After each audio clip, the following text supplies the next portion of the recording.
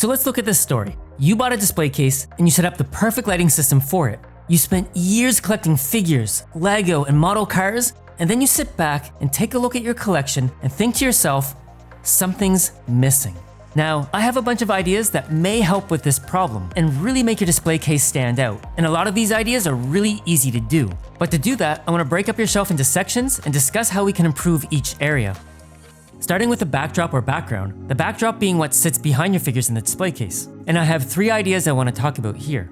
The first one being art, and there's 3 pieces of art I want to recommend. The first piece of art being a background or a picture of a landscape or a setting that the character would normally be in. For example, a room, a town street, a grassy field, maybe a destroyed city if the character's in that setting. These backgrounds typically make the figures seem like they're in that location. Now, moving on to my second piece of art, a collage of comics or manga strips of the character can also make it look really nice.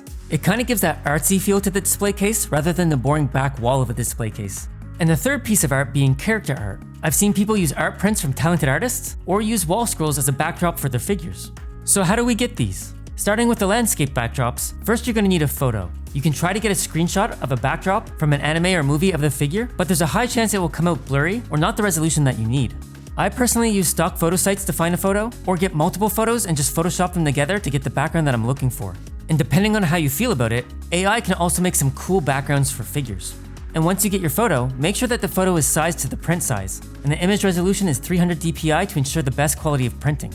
Now from here I have 2 recommendations. Now you can print it yourself on a piece of paper, but there is a good chance that you don't have the right size printer, and the paper is going to be flimsy, so this is an option I'm not recommending. For the best quality, I recommend going to an actual print shop that can facilitate printing on larger, thicker paper, or presentation boards such as foam board, which makes it harder to bend or warp. You can also get it printed on a large sticker, such as 3M control tack, and then put the sticker on foam board, an acrylic sheet, particle board, or anything solid that would fit the back of your display case. And there are a lot of print shops online that can facilitate printing on presentation board or stickers if you don't have something local. I personally went to a local shop to print my backdrop stickers on 38cm by 37cm 3M sticker, and 38cm by 30cm on 3M sticker for my floor backdrop. Note, these are from my IKEA detolf, and these did cost me between $10 and $15 per sticker, though it may be a lot cheaper in your area than mine. Now if you don't want to go through that hassle, there's another option, but it really depends on your display case. WickedBrick already offers a customized product for detolfs and Calyx display cases. What they ship to you is an acrylic board that has magnets already installed to it, and a customized printed sticker that has a photo that you sent to them, which is meant to be applied on the acrylic board.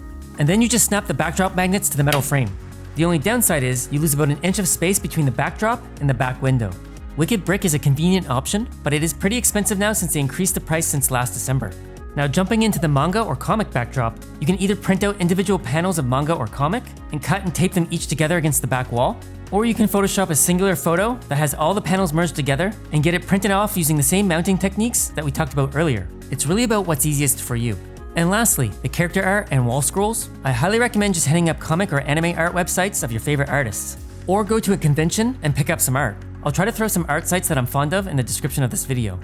Now, the second backdrop I recommend is a mirror. Either buy a small square mirror that fits the back shelf of your display case, or replace the whole back wall of the display case with a large mirror. Or you can buy a small dollhouse mirror and put it off to the side of your figure so you can see their back, though that's more of a prop.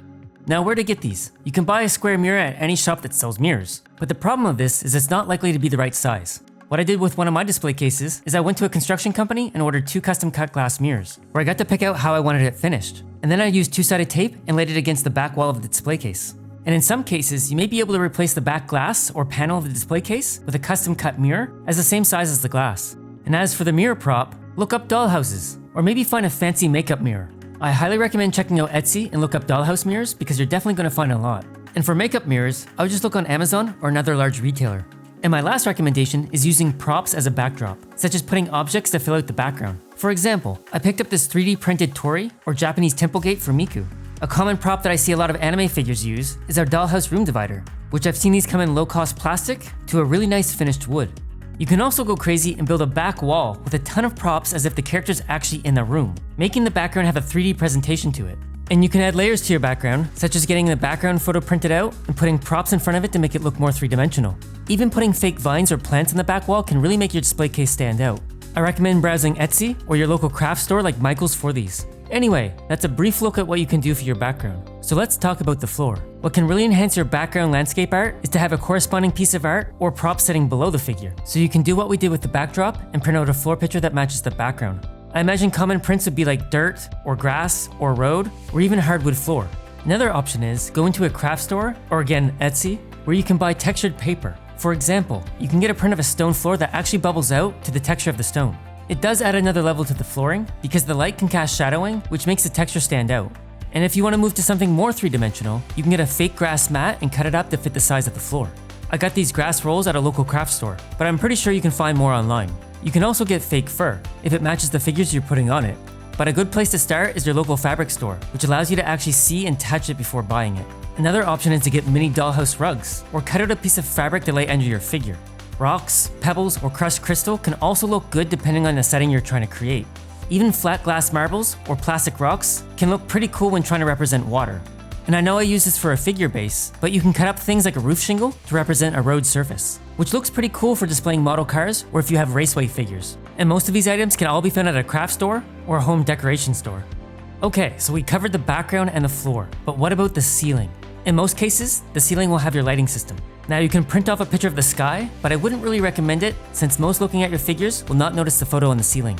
What they will notice is the props hanging from it. These props can be like fake vines or ivy if you want your figure to feel like they're in a forest setting. Fabric napkins can also be hanged from the ceiling like curtains and add to your background photo. For example, if you have a burlesque style figure, having red or white curtains draping down over the background photo would make it pretty awesome to look at. Even props like a dollhouse mirror ball hanging from the ceiling will look pretty cool when your lighting is shining on it. Now I talked a lot about props being part of the background, floor, or ceiling, but now let's talk about making them a bit more as an environment item. Obviously, dollhouse or figure accessories are the best thing to look into for making your display area stand out. Looking at my Plakta figure, she has props ranging from desks, to books, to maps, to candlesticks, to crystal balls. But you don't have to stop there. For example, my Miku has fake leaves that I got from a crafting store around the autumn timeframe. I also dropped little leaf paper cutouts around the figure since she had leaves in her base, and I used cotton balls to make mist. For my Black Rock Shooter Miku figure, I got black dice that I dropped all around her, since her figure already had cubes like this as her base. So look at your figure, look at the background photo you're using, and figure out what works best for props around that figure. And if you have some Photoshop skills, you can roughly mock up something to get a general idea of how it's going to look before you buy it. Now let's move away from diorama style improvements. One thing I like to present in my display cases are encased cards of that figure. First, I buy the specific character card on eBay, instead of leaving it up to chance and buying a ton of card packs, or flying to Japan to play arcade games that reward you with character cards.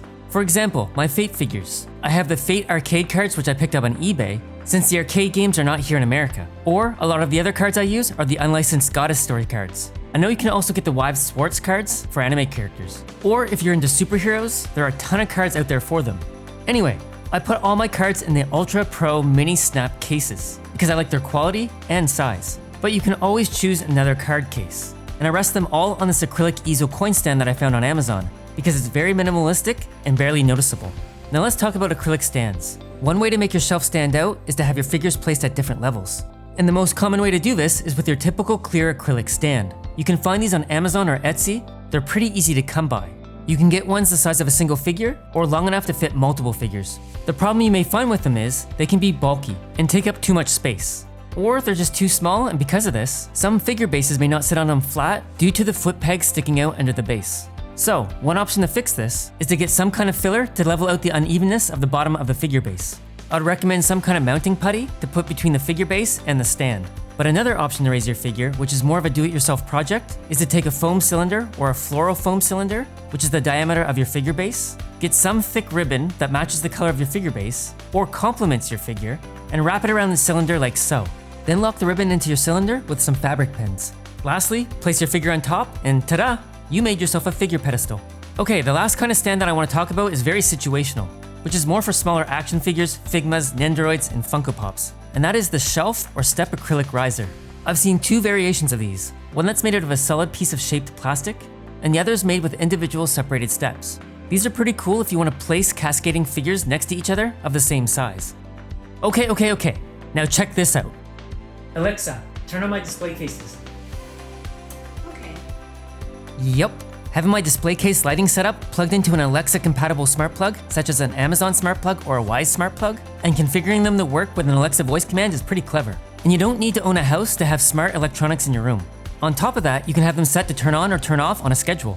That way you can have them automatically turn off at night if you forget to turn them off yourself. This also works great if you have lighting from multiple different manufacturers that have different apps or remote controls. Basically, you can unify your complete lighting system in a single app. Now the last thing I want to go over is where to get inspiration. Well, I get a lot of my inspiration from figure photographers. There's a lot of great photographers on Instagram or my figure collection or other community forums or Discord channels that go out of their way to build elaborate dioramas for a few photos. But looking at these photos always gave me great ideas, and it would be a good place to start if you're looking for some inspiration. Now my last tip is, try to keep things clean and within what seems to fit the diorama setting. If it feels like you're putting in too much, then it's probably too much. Cut back on some props or the amount of visual objects that distract your eyes. Remember, the background and the props are supposed to enhance the appearance of your figure, not draw your eyes completely away from it. Anyway, that's all I have for this video. I know this video is more about giving you ideas instead of telling you directly what you need to buy, since everyone's setup is different. But if you have any questions, feel free to ask them, and hopefully I can share some of my experiences doing this to help you out. And with that being said, thanks again for watching. I hope to see you all again soon, and take care.